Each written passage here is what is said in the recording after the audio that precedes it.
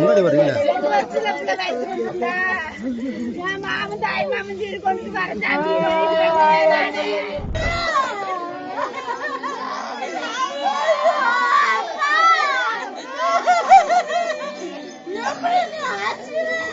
நாமக்கல் மாவட்டம் ராசிபுரம் அடுத்த வேம்பாக்கவுண்டன் புதூர் பகுதியைச் சேர்ந்தவர் கோவிந்தராஜ்.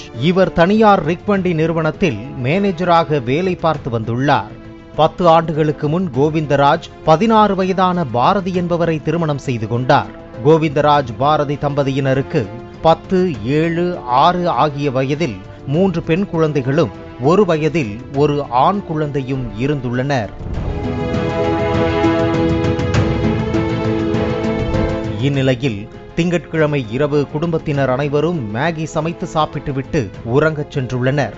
பாரதியும் 1 வயது மகனும் படுக்கையறையில் தூங்கிய நிலையில் கோவிந்தராஜும் அவர்களது மகள்களான பிரதீக்ஷாஸ்ரீ, ரித்திகாஸ்ரீ, தேவாஸ்ரீ ஆகிய 4 பேரும் ஹாலில் தூங்கியுள்ளனர். அதிகாலை 2 மணியளவில் கோவிந்தராஜ் பாரதி உறங்கிக் கொண்டிருந்த அறையை பூட்டால் பூட்டியதாக கூறப்படுகிறது. பின்னர் கோவிந்தராஜ் தூங்கிக் கொண்டிருந்த 3 குழந்தைகளையும் அரிவாளால் சரமாரியாக வெட்டியதாக கூறப்படுகிறது. இதனால் அந்த குழந்தைகள் அலறியதில் அலறல் சத்தம் கேட்ட பாரதி பதறி அடித்துக் கொண்டு கதவை திறக்க முயன்றும் திறக்க முடியவில்லை. உடனே அந்த அறையில் இருந்த மாற்று சாவியை எடுத்துக்கொண்டு அங்கிருந்த குத்துவிளக்கை வைத்து கதவை உடைத்து கதவின் பின்பக்கமாக பூட்டப்பட்ட பூட்டை திறந்துள்ளார். பாரதி ஹாலில் சென்று பார்த்தபோது 3 பெண் குழந்தைகளும் இரத்த வெள்ளத்தில் கிடந்துள்ளனர்.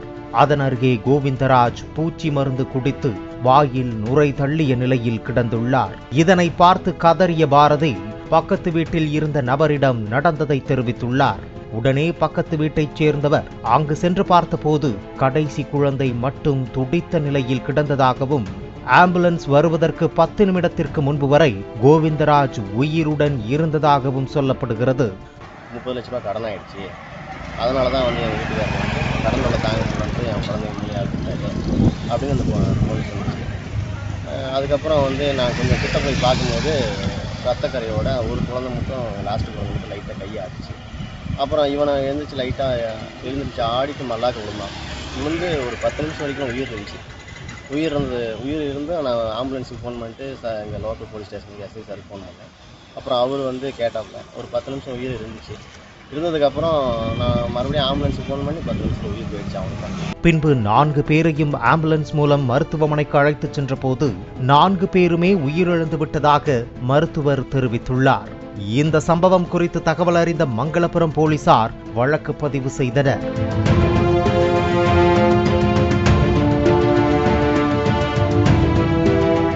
விசாரணையில் கோவிந்தராஜ் வீடு கட்டுவதற்காக கடன் வாங்கியதாகவும், மனைவி பாரதி தனியார் பைனான்ஸ் நிறுவனத்தில் சுமார் 2 லட்சம் ரூபாய் கடன் வாங்கியதும் தெரிய வந்தது. மொத்தமாக 17 லட்சத்திற்கு மேலாக கடன் உள்ள நிலையில் கோவிந்தராஜ் மாதம் 27,000 என்ற முறையில் மாத தவணை முறையில் கடந்த 8 மாதங்களாக பணம் செலுத்தி வந்துள்ளார். கடன் சுமை காரணமாக கோவிந்தராஜ் தனது மகள்களை கொலை செய்துவிட்டு தானும் உயிரை மாய்த்து கொண்டாரா என போலீசார் விசாரணை மேற்கொண்டு வருகின்றனர். அதே நேரத்தில் கோவிந்தராஜின் சகோதரர் ஒருவர், கோவிந்தராஜிற்கு சொந்தமாக 2.5 ஏக்கர் நிலம் உள்ளது, அதனை விற்றாலே கோடி கணக்கில் விலை போகும், ஆகவே அவர் கடன் சுமையால் இறக்கவில்லை என தெரிவித்துள்ளார். குழந்தைங்க மேலே ரொம்ப பாசம் உடையவர். அவர் வந்து அந்த மாதிரி ஒரு செயலை செய்யக்கூடியவரும் கிடையாது.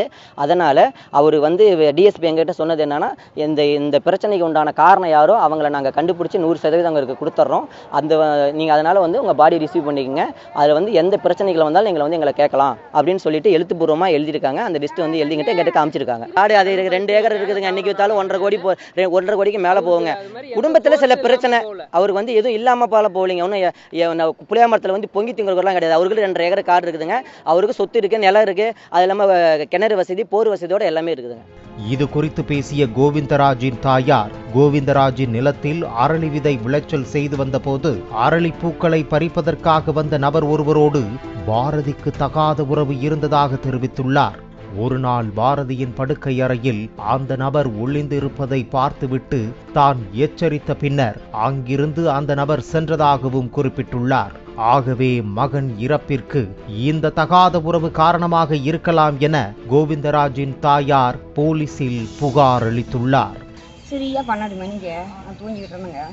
இந்த பிள்ளை என்ன பண்ணிச்சு, அது கதவை திறந்துட்டு இந்த பிள்ளை உள்ள அவனை கூட்டிகிட்டு வந்துருச்சுங்க.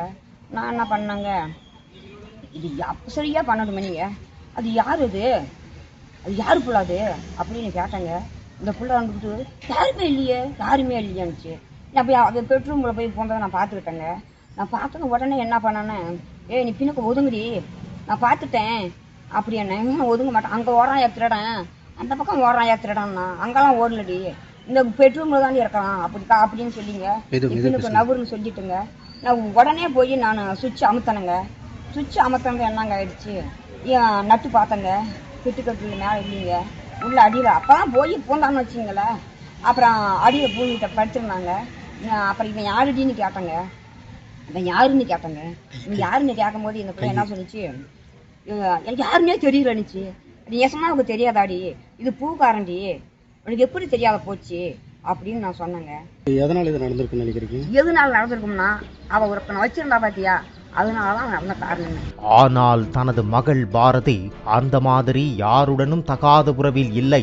மகள் மீது தவறாக பழி சுமத்துவதாகவும் முழுமையான கடன் சுமையால் தான் மருமகன் உயிரிழந்ததாகவும் பாரதியின் தாயார் வெண்ணிலா தெரிவித்துள்ளார். எனக்கு தெரியல சாமி, இந்த பிள்ளை போன் போட்டுச்சு விடிகால 3 மணிக்கு. அம்மா என் புறச்சா அடித்து போட்டுட்டு பிள்ளைங்கள செத்து போயிட்டாமான்னு போன் போட்டுச்சு சாமி. அப்புறம் தான் அடிச்சு பிடிச்சி போகிறோம். அங்கே போய் பார்த்தா உள்ளே விட்டு போட்டுவிட்டு கடந்தொல்லை தாங்க முடியாது தான் நான் பாரதி நான் சாவரன் சாமி, பையனை வச்சு காப்பாற்றிக்கு நீ பொட்டை பிள்ளைய விட்டுட்டு போனால் நல்லது கிடையாது, உன்னால் பண்ண முடியாது.